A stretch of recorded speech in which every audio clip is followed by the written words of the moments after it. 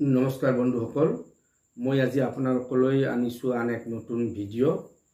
এই ভিডিঅ'ৰ জৰিয়তে good manner of a student মানে এটা ছাত্ৰৰ বা ছাত্ৰীৰ কি ধৰণৰ ভাল আচৰণ হ'ব লাগে বা কি ধৰণৰ পদ্ধতি অৱলম্বন কৰিলে ছাত্ৰ বা ছাত্ৰীজনে শিক্ষকসকলৰ বা শিক্ষয়িত্ৰীসকলৰ দৃষ্টি আকৰ্ষণ কৰিব পাৰে, তাৰ কাৰণে মই মোৰ অভিজ্ঞতা ভিত্তিত কেইটামান টিপস ইয়াতে সন্নিৱিষ্ট কৰিব খুজিছোঁ। আহকচোন আমি সেই বস্তুখিনি লৈ যাওঁ,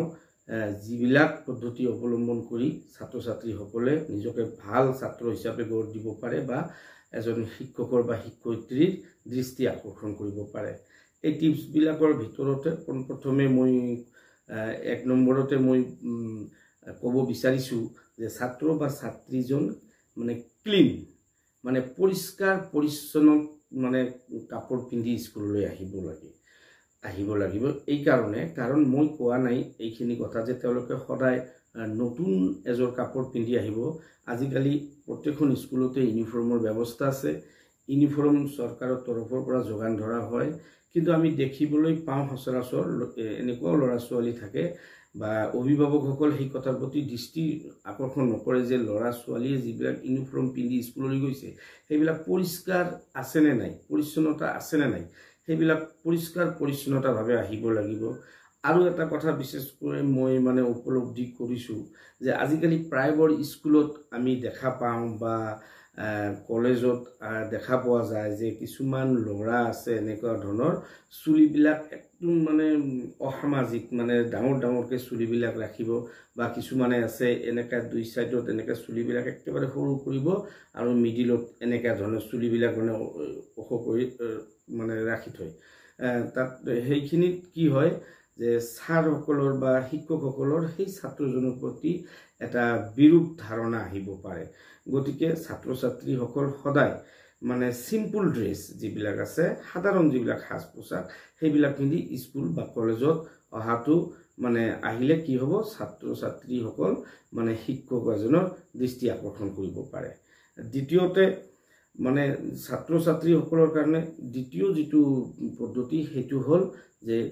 পাংচুৱেল হ'ব লাগে, নিয়মানুৱৰ্তিতা তেওঁলোকৰ থাকিব লাগে। সদায় তেওঁলোকে নিয়ম মোতাবিক স্কুলত আহিব লাগে আৰু নিয়ম মোতাবিক ক্লাছত বা শ্ৰেণীকোঠাত নিয়ম মোতাবিক বহিব লাগে, আৰু স্কুল ছুটিৰ পিছত বা কলেজ এখন ছুটিৰ পিছত নিয়ম মোতাবিক মানে স্কুলৰ পৰা গুচি যাব লাগে। এইখিনি তেওঁলোকৰ পাংচুৱেলিটি থাকিব লাগিব, তেতিয়াহে সেই ছাত্ৰজন শিক্ষক এজনৰ দৃষ্টি আকৰ্ষণ কৰিবলৈ সক্ষম হ'ব। তৃতীয়তে respect their teachers and elders. তেওঁৰ ছাত্ৰ বা ছাত্ৰী এজনে যেতিয়া স্কুলত থাকিব বা কোনো এখন অনুষ্ঠানত থাকিব তেতিয়া সদায় তেওঁ কি কৰিব লাগিব, ছাৰ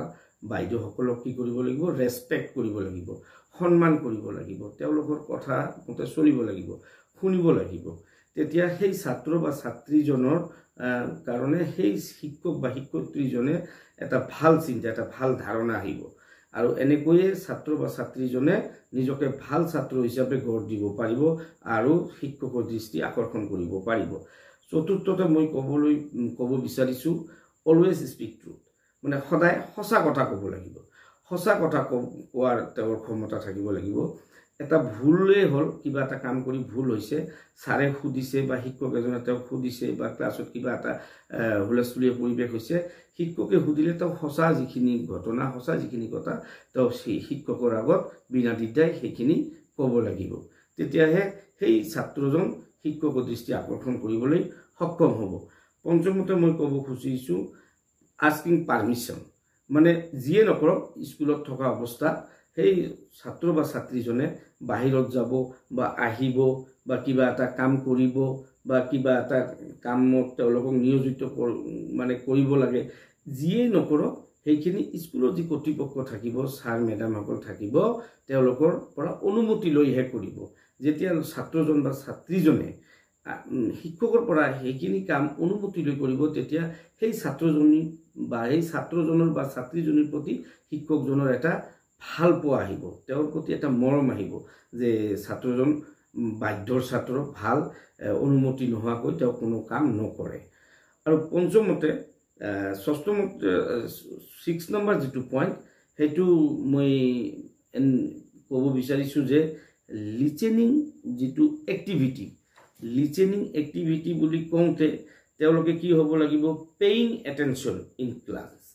ক্লাছত তেওঁলোকৰ যিটো মনোযোগ ক্লাছত তেওঁলোকে খুব ধৈৰ্য সহকাৰে মনোযোগ সহকাৰে ছাৰে দিয়া নোটছ বা ছাৰে কোৱা কিবা কথা সেইবিলাক ধৈৰ্য সহকাৰে শুনিব লাগিব মনোযোগেৰে শুনিব লাগিব মানে মনোনিৱেশ কৰিব লাগিব ছাৰৰ প্ৰতিটো কথা ক্লাছত যাতে কোনো হুলস্থুলীয়া পৰিৱেশ সৃষ্টি নহয় ছাৰৰ প্ৰত্যেকটো টপিকছৰ ওপৰত ধ্যান তেওঁৰ সঠিকভাৱে ধ্যানখিনি থাকিব পাৰিলে সেইজন ছাত্ৰ শিক্ষক এজনৰ দৃষ্টি আকৰ্ষণ কৰিবলৈ সক্ষম হ'ব আৰু সপ্তম তথা সদুশেষত মই ক'ব বিচাৰিছোঁ ছাত্ৰ বা ছাত্ৰী এজনে কাইণ্ড ৱাৰ্ডবিলাক ইউজ কৰিব পাৰে কাইণ্ড ৱাৰ্ড কি ধৰণৰ প্লিজ থেংক ইউ পাৰ্মিশ্যন লোৱা বা ছাৰৰ পৰা কিবা ধৰণৰ এটা ভাল তেওঁৰ লগত এটা বিহেভ বাইদেউসকলৰ লগত ভাল বিহেভ মানে এই ধৰণৰ যিবিলাক ৱাৰ্ড আছে মানে কাইণ্ড ৱাৰ্ড যিবিলাক আছে ভাল শব্দ যিবিলাক আছে এইবিলাক শব্দ যেতিয়া স্কুলত বা অনুষ্ঠান এখনত মানে তেওঁ মানে ক'ব বা সেই ধৰণৰ আচৰণখিনি কৰিব তেতিয়া সেইজন ছাত্ৰ বা ছাত্ৰীয়ে শিক্ষকৰ দৃষ্টি আকৰ্ষণ কৰিবলৈ সক্ষম হ'ব গতিকে বন্ধুসকল মোৰ এই ভিডিঅ'টো যদি ভাল লাগে আপোনালোকে বেছি কৰি ভিডিঅ'টো শ্বেয়াৰ কৰি দিব